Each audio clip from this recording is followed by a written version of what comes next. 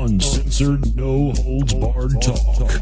24 hours a day, 7 days a week. This is Global Reality Radio Network.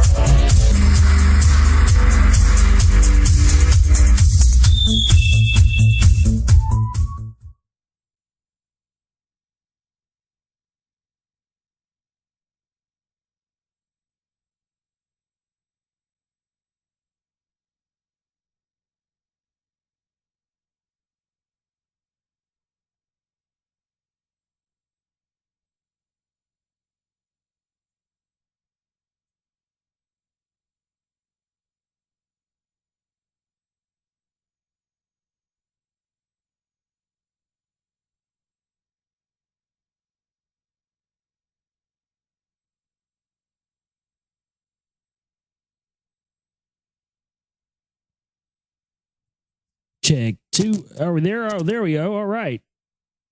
All right, ladies and gentlemen, welcome to another live edition of the Global Reality right here on the Global Reality Radio Network. I'm your host, Josh Reeves. We had a slight technical difficulty there with the microphone. I came and started doing the intro. There was no audio coming out, but it seems to be working now. I don't know what it was. It's weird. I think there's a short in the pot on this tube preamp that I've been using for 7 or 8 years now. Oh, yeah. So it just gets old and wears out eventually, equipment and technology and computers and all this stuff, and you got to replace it eventually. And when you don't have money to replace it, you got to deal with shit like that. So there you go. Glad you could be with us here tonight. I'm not going to be doing any news or any horse shit like that tonight because for some reason, with the news is just shite. It's just total shite, man. I'm looking at the news. I'm looking at this stuff. I'm looking at all this garbage. There's just nothing worthwhile to talk about. I'm not going to get up here and beat the Bin Laden stick over and over and over again. I'm just not going to do it. So, we don't have an email either. So no one has sent any emails in for me to discuss or get into. So I guess I'll just read from William Bramley's The Gods of Eden here tonight. I'm just not. I'm just right now. I don't know. I don't know what it is. I guess my mind's on other things, but I'm down with reading Bramley. I'm down with talking about whatever you guys want to send into my email address, globalrealityshow@gmail.com. I'm down with any of that all day long, But I'm just not down with this fucking news, man. I mean, some days, yesterday we had some news. We did have some, and we covered it, and we got through it, and there was some important stuff in there, So we talked about with Biden and the ISI and this whole operation, how far it's gone back. I thought that was some, that was some really good stuff. So if stuff comes out like that, I don't have a problem covering it. But I literally went through every nook and cranny and there's a lot of them, believe me, of news items and news sites and all that stuff that I normally go through to gather stuff for the news. And I tell you what, man, I mean, there's not a damn thing. And I noticed on Lee Rogers' site as well, RogueGovernment.com, he just had a few news stories up there today. And just a few of the ones that he posted were just kind of, you just kind of have to post them to post something to have some news for the day. But honestly, really not a lot of stuff. And I didn't get a chance to listen to Lee tonight, so I don't know. Maybe some of you guys that did might, maybe at least was saying the same thing. We tend to say it on the same day sometimes, whether or not we listen to each other the show that day or not. But yeah, he probably was saying the same thing I am tonight. But anyway, regardless of that, we're going to have ourselves a show here tonight. So thanks for staying up late with us, Moonbats. And we'll be getting into it. William Bramley's Godspeed. And again, globalrealityshow@gmail.com. It's globalrealityshow@gmail.com. If you have anything you want to send in, if you've got anything you'd like to hear me talk about, if you got a question, if you got anything like that, love to have it sent to me, and I'll do my best to address it here. If I start reading William Bramley and you come up with a question or something, feel free to still send that in to me, because I might take a break and come back and read it before we start reading again. So please feel free to do that. Also, we do need your support right now at the website, theglobalreality.com. Please use our chip and banner or donate button there, because we're in dire need. We need some financial support right now, because we're just down to not very much cash right now after paying the bills for the month, and donations have been pretty much nil over the past almost 2 weeks. So just please support our work if you can, folks. Thank you so much, and it helps us be able to continue doing this. And I don't know what else to do. Let's get into reading tonight. We're going to start on last night we ended with the chapter, all the stuff about the very long chapter on Mormonism and all the rest of that stuff. And it sort of at the end of it, I want to sort of go back and just read the last little part of the chapter we did last night, because it segues nicely into the chapter we're going to be doing here tonight. The chapter we're going to be starting tonight is chapter 31, the Apocalypse of Mark. So I'm going to read just the tail end again of chapter 30 for you, so we can have a nice little segue here. The real trick in judging, and I want to comment on this as well, because I hear this a lot from the people who try to deny the CMP information and all this stuff. And I have to say, I read this last night and I didn't really comment on it, but I will comment on it now. I have to disagree with Bramley's summation here that, just because it may appear on a surface that a group is doing more good than bad, you shouldn't try to mess with those guys, even if they are doing some bad things, because they might be doing some good things. See, I don't agree with that. That's the line they try to. Oh well, who cares if Ron Paul and Alex Jones and all these guys are John Birch Society minions, and they just happen to associate with all these Jesuits and these priest class bozos of Rome and all this stuff and blah blah blah. Who cares if they just happen? Ron Paul just happens to give the most speeches at Jesuit universities and Freemason stuff and all. So I'd say I wholeheartedly disagree with that. Because what goes on the surface and what goes on behind the scenes are two different things. Not only that, it's their associations, it's the larger agenda. When you learn what these guys, and I call them good cops, like Dennis Kucinich and Ron Paul, they're the good cops. They're put out there to be, to appear to be a voice of the people, but we're really in the larger scheme of things, they serve the larger operation, and they're there to appease people. So Bramley says here that the real trick in judging a person or group is to determine whether more good is being done than bad, and how the bad might be corrected without destroying whatever good there might be. The task is usually not an easy one. Mormon writings declare that God, i.e. Earth's custodial management, intends to eventually eliminate the spirit world entirely as a part of God's great utopian plan for mankind.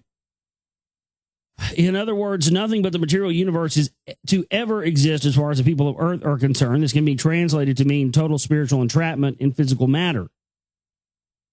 Such intentions would require that philosophies of strict materialism be created and imposed upon the human race so that humans do not look beyond the material universe.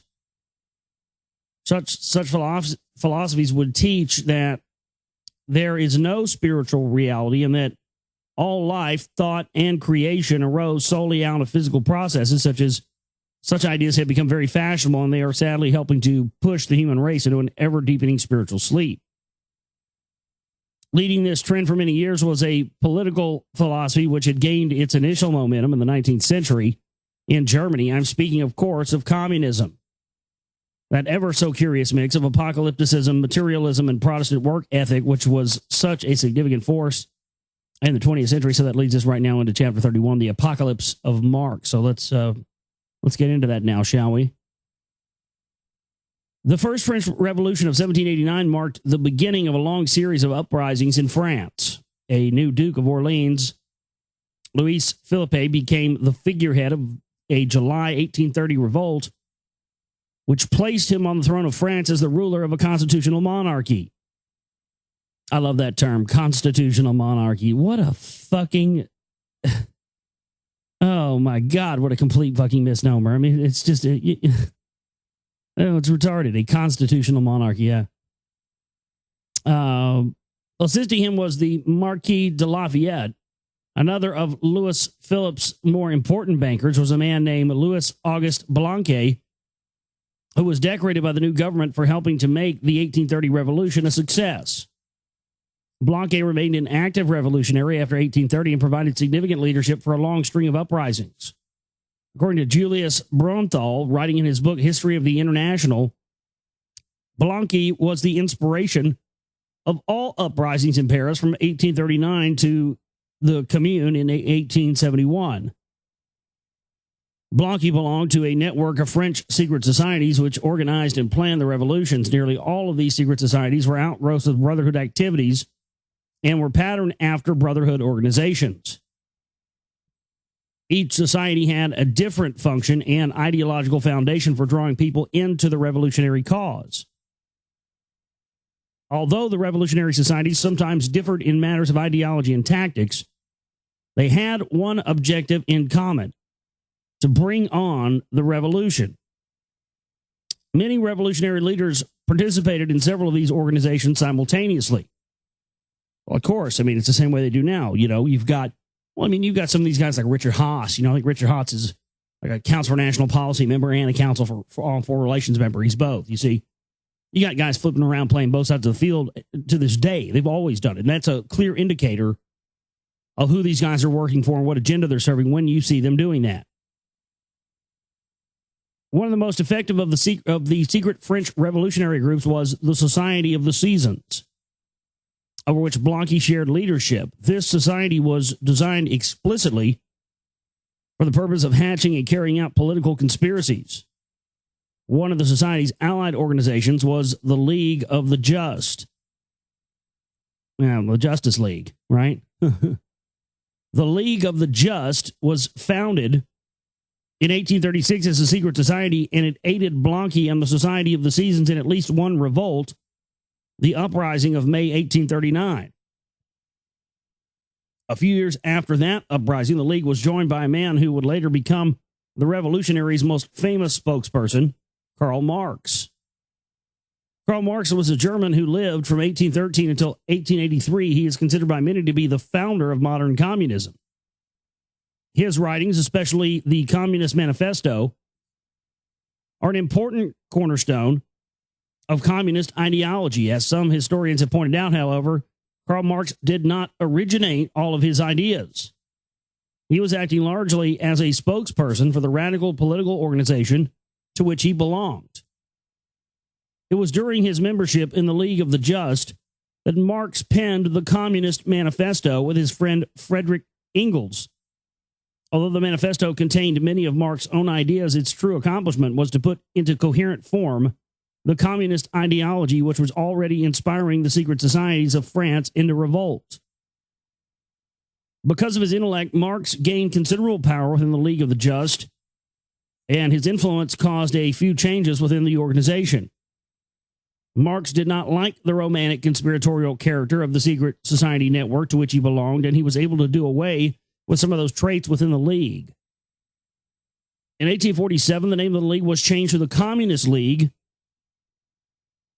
Associated with the Communist League were various workers And workers' organizations such as the German Workers' Educational Society, GWES, GWES, Marx founded a branch of the GWES in Brussels in Belgium. At this point, we can see the extraordinary irony of these events. The same network of brotherhood organizations which had given us the United States and other capitalist countries through revolution was now actively creating the ideology of communism, which would then oppose those countries. The same thing they've done with the quote-unquote radical Islam and all that. That's one of the hardest things I've found for people who get into this type of research to ever wrap their minds around. Let me read that for you again. The same network of brotherhood organizations which had given us the United States and other capitalist countries through revolution was now actively creating the ideology of communism, which would oppose those countries. That's a key thing to understand. They set all of these sides up to pit them against each other. They get off on watching us kill each other. Don't you understand that? They get off on watching us die.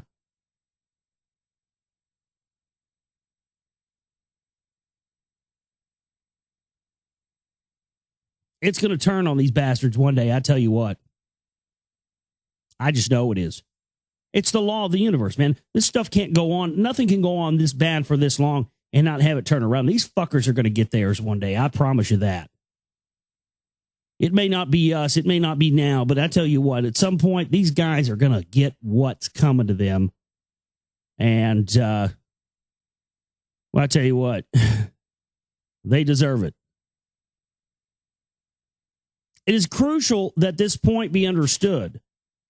Both sides of the modern communist versus capitalist struggle were created by the same people in the same network of secret brotherhood organizations. This vital fact is almost always overlooked in history books.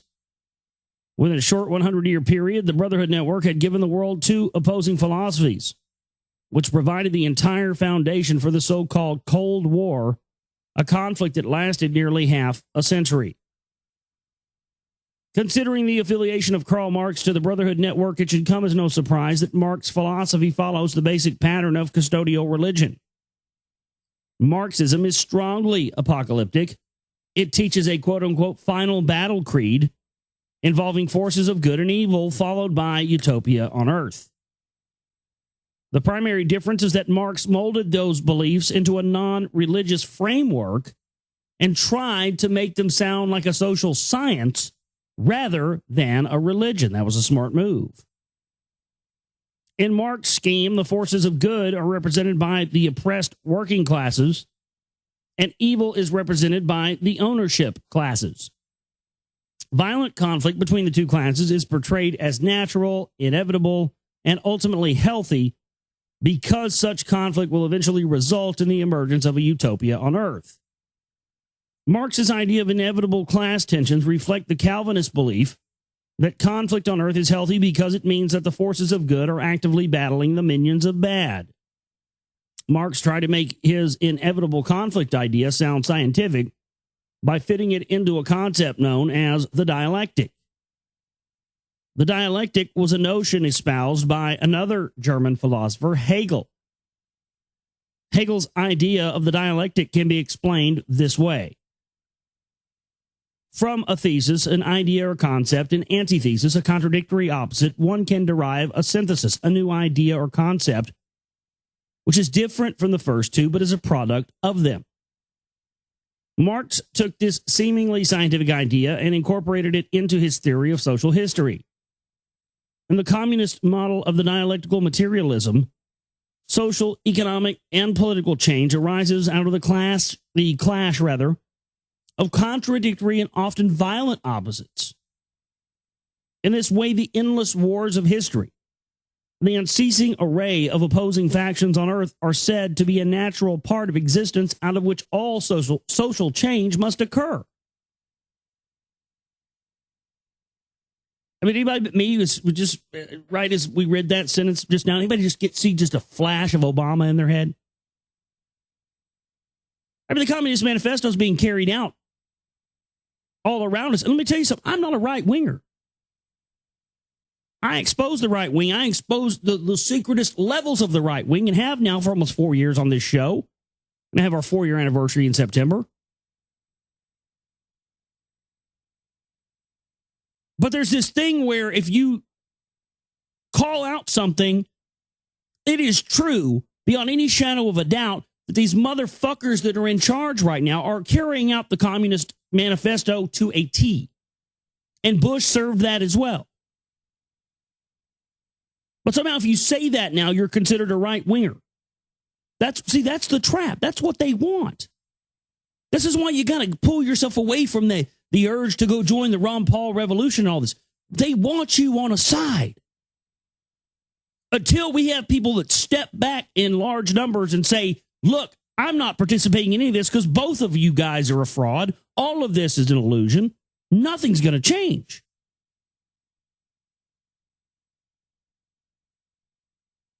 But I'm here to tell you, for anybody out there that may hear this broadcast ever at any point in history, that calling any regime on the planet a communist regime and calling them a regime that is bringing about the ideas of Marx and the entire communist system, calling that out for what it is and pointing that out does not make you, a member of some political party by proxy because you've done your homework and done your research and now have the mental ability in learning to point that out. I am sick of people. That's how everybody's programmed. Because as soon as you say that, people assume you're a right-winger or something. No. It is a fact, if you've done your homework, that these motherfuckers are carrying out the Communist Manifesto to a T. And it's not just communists or Nazis or Zionists. As we've seen here in the reading of this book, and I hope that's one of the things that people will take away from me reading this, is that we see that no matter what these ideologies, whether they be, the Jesuits or the banksters, the Rothschilds, or, all these guys are all extensions and different things that the custodians have brought in at different times through history to further divide and conquer humankind, to keep us distracted from ever finding out who's really causing this and being able to do something about it. And these are the same guys that create the phony revolutions. The phony 60s stuff, the phony truth movement, the phony patriot movement, the phony Ron Paul thing, the phony zeitgeist thing. They won't allow real people's revolution to see the light of day. They won't allow it to get 100 million views on YouTube. They won't allow it to get mentioned on, Inside Edition or something, you see? But you see who is going on those shows. You see what they are showing, what they are talking about. Always stuff that fits in furthers their agenda.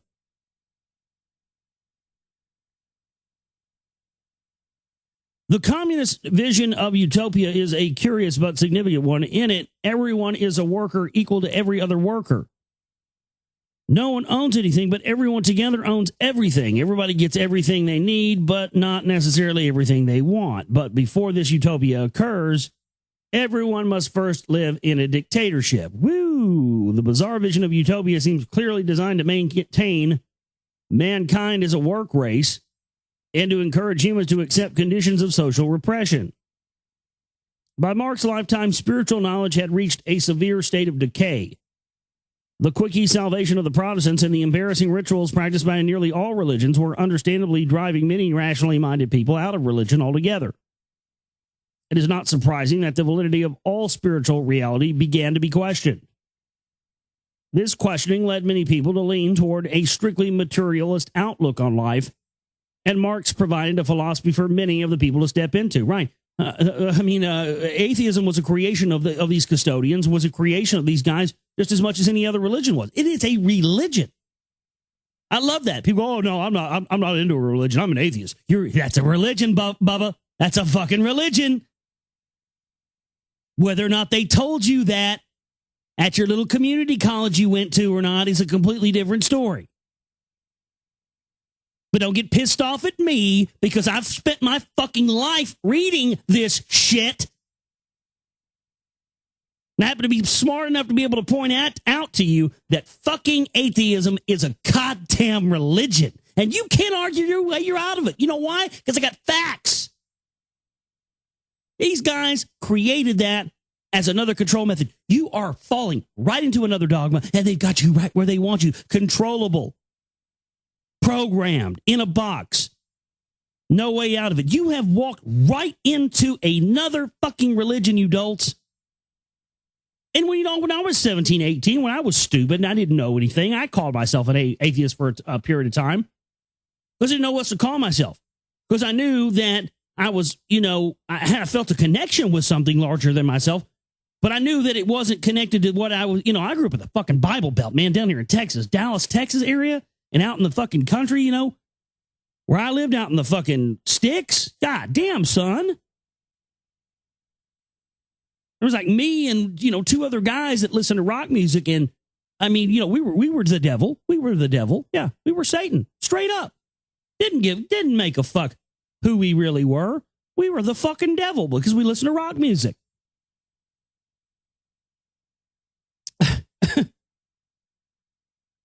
That's just unbelievable. But I mean, again, let me tell it to you one more again. Atheism is a religion, you dolts. Get it through your fucking head. They got you right where they want you. You're no more of a threat to them than the blind follower of any of their other religions. And they created, and hopefully that's what he'll talk about here. Let's see. Although Marx acknowledged the reality of spiritual existence, he erroneously stated that spiritual existence was entirely the product of physical and material phenomena. In this way, Marx's teachings help promote the custodial aims expressed in the Book of Mormon and in ancient Sumerian tablets of bringing about a permanent union between spiritual beings and human bodies. Marx's writings have given this union scientific acceptability by suggesting that spirit and matter could not be separated at all. Marx's philosophy added that supernatural reality existing outside the bounds of the material universe is not possible. Marx's utopia, therefore, amounts to a biblical Eden, a materialistic paradise in which everyone is a worker with no route to spiritual knowledge and freedom, and, in other words, a pampered spiritual prison. During the same era in which communism was being shaped into an organized movement, the practice of banking was undergoing important developments. By the late 19th century, the new system of inflatable paper money was the established norm throughout the world. This money system was not adequately organized as on an international scale, however, and that was the next big step to create a permanent worldwide central banking network, which would be coordinated from a single fixed location. One scholar to write about this development was, of course, another custodial minion, the late Dr. Carroll Quigley. Professor at Harvard, Princeton, and the Foreign Service School of Georgetown University, Dr. Quigley's book, Tragedy and Hope, A History of the World in Our Time, achieved a degree of fame because it was used by some members of the John Birch Society to prove their communist conspiracy ideas. Putting this notoriety aside, we find that Dr. Quigley's book is exhaustively researched and well worth reading. Dr. Quigley was not a conspiracy buff, but was a highly respected professor with outstanding academic credentials. Dr. Quigley's book describes in great detail the development and workings of the international banking community as it established the inflatable paper money system throughout the world. Let us take a brief look at what Dr. Quigley had to say. So that's the end of chapter 31 there. And the next chapter is chapter 32, Funny Money Goes International. Funny Money Goes International. So, well, that's going to be good. We're going to take a break. I needed to get a little breather, get a drink, and catch my breath, get back into this. But, yeah, we're going to take a break, come back. Chapter 32, Funny Money Goes International for you here tonight out of William Bramley's The Gods of Eden. Good stuff, man. More and more good stuff coming. Oh, that was weird. I guess the song just ends abruptly like that. I guess it segues into another song, one of those. Anyway, back here with you on the Global Reality right here on the Global Reality Radio Network. I'm your host, Josh Reeves. Thank you for being with us. And we're continuing in our reading tonight from William Bramley's The Gods of Eden. We're about to start a new chapter here, 32. Funny Money Goes International for you here on the show tonight. So this is going to talk more about Carroll Quigley. And this is a great chapter because as I've exposed quite a bit in a lot of the radio shows here over the past several years, I think I first started exposing this element of the CMP stuff, I think 2008. Fascinating element of it to me is that you see, well, for instance, like you mentioned in the last segment, you've seen the John Birch Society guys and sort of the Truther guys always talk about Carroll Quigley as being the enemy and him setting up, and him talking about openly about world government and all this stuff, because that was his standpoint on it. He didn't want to keep it in secret. He thought they should come out with it. But it's interesting that when you really dig, you find out that Quigley was, involved with the Rhodes Roundtables, the Milner Rhodes Roundtables, which go back to the London School of Economics, which have funded both sides of this stuff. So that's a very important thing to understand. All of this stuff directly ties into all the Council for National Policy. So all the stuff that we're reading in this book, it's very, very interesting. So we'll be getting into that here. So just bear those things, keep in mind those things, and do some research on the Fabian Socialists, the Cecil Rhodes, Milner Rhodes Roundtables, and look into how the roots of those guys, that's what the Council for National Policy was all about. That's why people get so nervous when you bring up the group or talk about it. And that's why there's so much disinformation being spread by people that have been associated with the group, because the biggest deep, dark secret of the Council for National Policy is this. In case you didn't get the memo, in case you didn't hear that show, in case you were wondering. The biggest, deepest, darkest secret of them is they serve the people they claim to be against. That's their whole point. They were put in, when the Council for National Policy was enacted, their goal was to ensure that no matter who you voted for on either side of the political spectrum, left or right, you got socialism. That's exactly what's happened if you look at it from the formation of the CMP during the Reagan era until now. That's exactly what they've done. So chapter 32, we're going to get into that here in just a minute. I need you to support our work right now very badly. I think we've got, $20 in the bank or something. Chipper Banner's there for that. Donate button is there for the bills for the month and everything like that. Donate button is there for small amounts, large amounts, whatever you want to donate to help us go and help us keep going and help us try and just not stop. Ever. And we need your support to do that.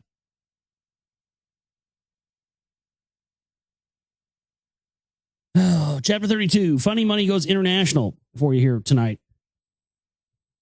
In his book, Tragedy and Hope, Dr. Quigley divides the history of capitalism into several stages. The third stage, which is described as the period from 1850 until 1931, is defined by Dr. Quigley as the stage of financial capitalism. Dr. Quigley states, this third stage of capitalism is of such overwhelming significance in the history of the 20th century, and its ramifications and influences have been so subterranean and even occult that we may be excused if we devote considerable attention to its organizations and methods. Essentially, what it did was to take the old, disorganized, and localized methods of handling money and credit and organize them into an integrated system on an international basis, which worked with incredible and well-oiled faculty for many years. Dr. Quigley described the overall intent of the new integrated system. The powers of financial capitalism had another far-reaching aim, nothing less than to create a world system of financial control in private hands, able to dominate the political system of each country and the economy of the world as a whole. This system was to be controlled in a feudalist fashion by the central banks of the world, acting in concert by secret agreements arrived at in frequent private meetings and conferences. The apex of this system was to be the Bank for International Settlements in Basel, Switzerland, a private bank owned and controlled by the world central banks, which were themselves private corporations. Each central bank sought to manipulate foreign exchanges to influence the level of economic activity in the country and to influence cooperative politicians by subsequent economic rewards in the business world. In the English-speaking world, the newly organized central banks exerted significant political influence through an organization they supported known as the Round Table. The Round Table was a think tank designed to affect the foreign policy actions of governments. The Round Table was founded by an Englishman named Cecil Rhodes. Rhodes had created a vast diamond and gold mining operation in South Africa and in two African nations named after him, Northern and Southern Rhodesia, today Zambia and Zimbabwe, respectively. Rhodes, who was educated at Oxford, did the most of any Englishman to exploit the mineral resources of Africa and to make the Southern African continent a vital part of the British Empire. Rhodes was more than a man driven to make personal fortune. He was very concerned with the world and where it was headed, especially in regard to warfare. I don't know why I saw that as welfare. I started it was actually warfare. So he was very concerned with the world and where it was headed, especially in regards to warfare. Although he lived almost a century ago, he envisioned a day when weapons of great destruction could destroy human civilization.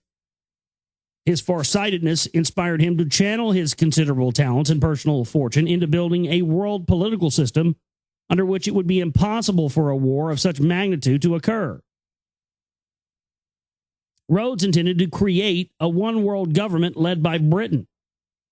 The world government would be strong enough to stamp out any hostile actions by any group of people. Rhodes also wanted to unify people by making English the universal language. He sought to diminish nationalism and to increase awareness among people that were part of a larger human community. It was with these goals in the mind that Rhodes established the Round Table. In his last will, Rhodes also created the famous Rhodes Scholarship, a program still in operation today. The Rhodes Scholarship Program is designed to promote feelings of universal citizenship based upon Anglo-Saxon traditions. Rhodes' heart was clearly on the right track. If successful, he would have undone many of the harmful effects caused by purported custodial actions and the corrupted Brotherhood network. A universal language would have undone the damaging effects described in the Tower of Babel story of dividing people into different language groups. Promoting a sense of universal citizenship would help overcome the types of nationalism which help generate wars. Something went wrong, however. Rhodes committed the same error made by so many other humanitarians before him. He thought that he could accomplish his goals through the channels of the corrupted Brotherhood network. Rhodes, therefore, ended up creating institutions which promptly fell into the hands of those who would effectively use those institutions to oppress the human race. Bingo. Bingo. The Round Table not only failed to do what Rhodes had intended, but its members later helped create two of the 20th century's most heinous institutions: the concentration camp and the very thing that Rhodes had dedicated his life to preventing, the atomic bomb. Rhodes' idea for the Round Table had begun in his early 20s. At the age of 24, while a student at Oxford, Rhodes wrote his second will, which described his plans by bequeathing his estate for the establishment, promotion, and development of a secret society, the true aim and object whereof shall be the extension of British rule throughout the world, and finally the foundation of so great a power as to hereafter render wars impossible and promote the best interests of humanity. Rhodes' secret society, the Round Table, was finally born in 1891. It was patterned after Freemasonry with its inner and outer circles. Rhodes' inner circle was called the Circle of Initiates, proper name there, and the outer was the Association of Helpers. The organization's name, the Round Table, was an allusion to King Arthur and his legendary Round Table.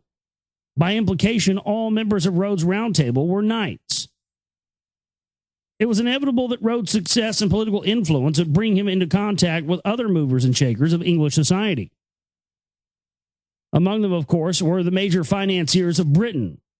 One of Rhodes' chief supporters was the English banker Lord Rothschild, head of the powerful Rothschild branch in England, Lord Rothschild was listed as one of the proposed members for the Round Table Circle of Initiates. Another Rhodes associate was the influential English banker Alfred Milner. After Rhodes died in 1902, the Round Table gained increased support from the members of the international banking community. They saw in the Round Table a way to exert their influence over governments in the British Commonwealth and elsewhere.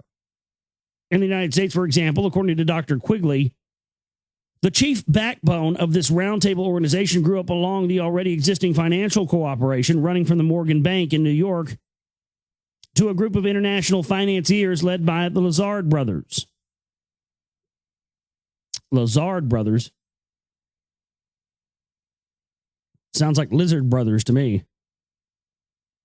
From 1925 onward, major contributions to the Round Table came from wealthy individuals, foundations, and companies associated with the international banking fraternity.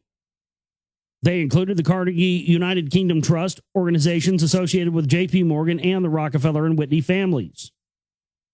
After World War I, the Round Table underwent a period of expansion during which many subgroups were created. The man responsible for getting many of the subgroups started was Lionel Curtis. In England and in each British dominion, Curtis established a local chapter, in Quigley's words, a front group of the Round Table called the Royal Institute of International Affairs. In the United States, the Round Table front group was named the Council on Foreign Relations. Many Americans today are familiar with the New York-based Council on Foreign Relations. The CFR is usually thought of as a think tank from which come a great many political appointees at the federal level. Under the presidential administration of Ronald Reagan, for example, more than 70 administration members belong to the council, including a number of top cabinet members. The CFR has dominated earlier presidential administrations as well, and it dominates the present administration. Well, what's great about that statement there and reading it is, this book was written in 1989. So it's great to read that statement, and it dominates the present administration today. I mean, you could be reading this in 1989 or 2039, and that statement's probably still going to be valid,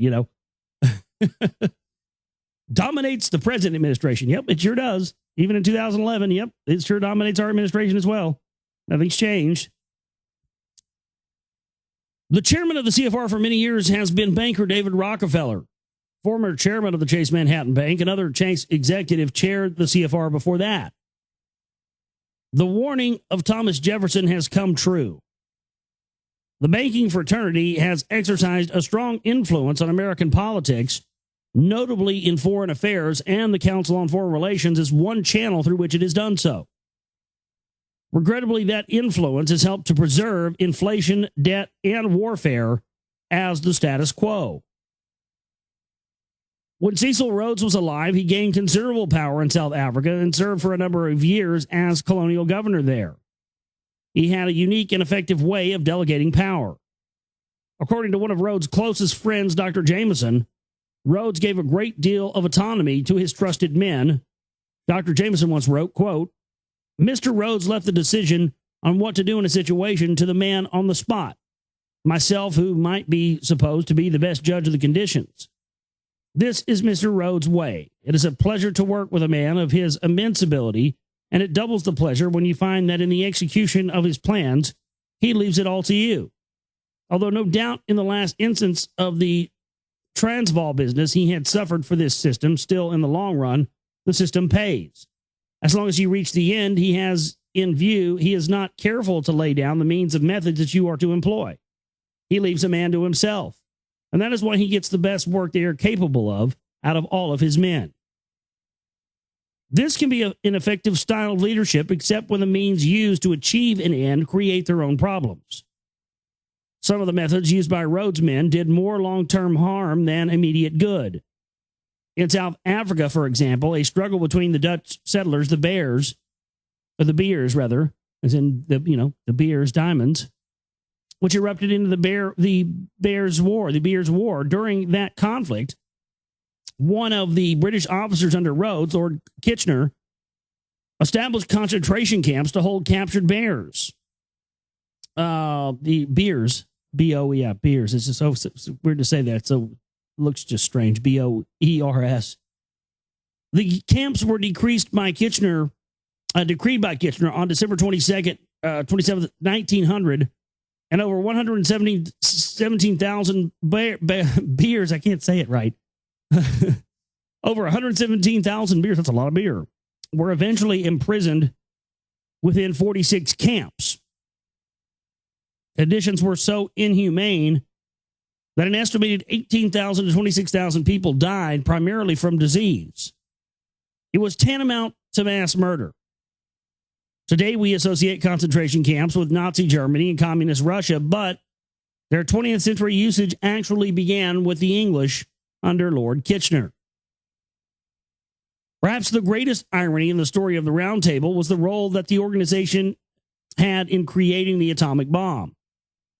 After Rhodes' death, the Round Table groups went on to establish other organizations. One of them was the Institute for Advanced Study, the IAS, located in Princeton, New Jersey. The IAS greatly assisted the scientists who were developing the first atomic bomb for the United States. Institute members included Robert Oppenheimer, who has been dubbed the father of the A-bomb, and Albert Einstein, to whom the Institute was like a home.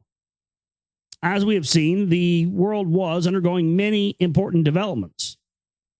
As it entered the 20th century, central banking was being organized into an international network. Bankers had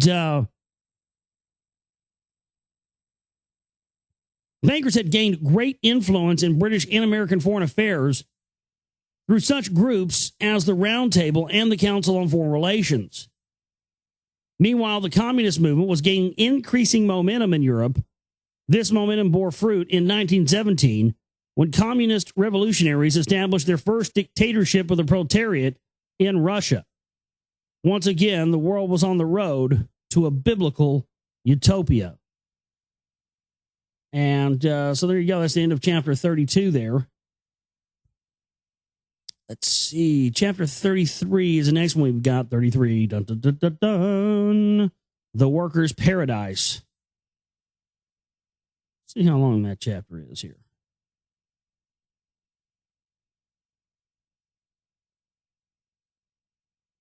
Yeah, it's a pretty long chapter.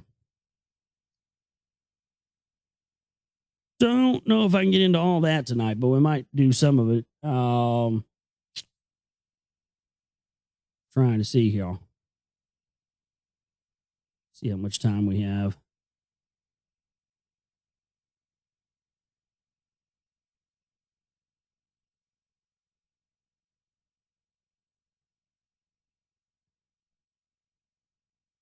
Oh, it's pronounced Boer, like in Boer, like Boer War. Okay. Boer War. Gotcha. I thought it was bear or beer or something.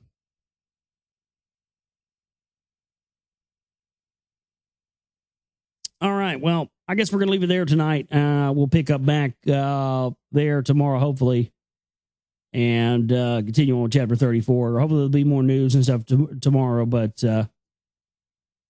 for tonight, that's all I got. Please support our work. We need support right now more than we ever have. So go there and use the chip and band, the donate button if you can, folks. I love you guys so much. And we'll see you next time for the broadcast. You guys have a great night. Take care.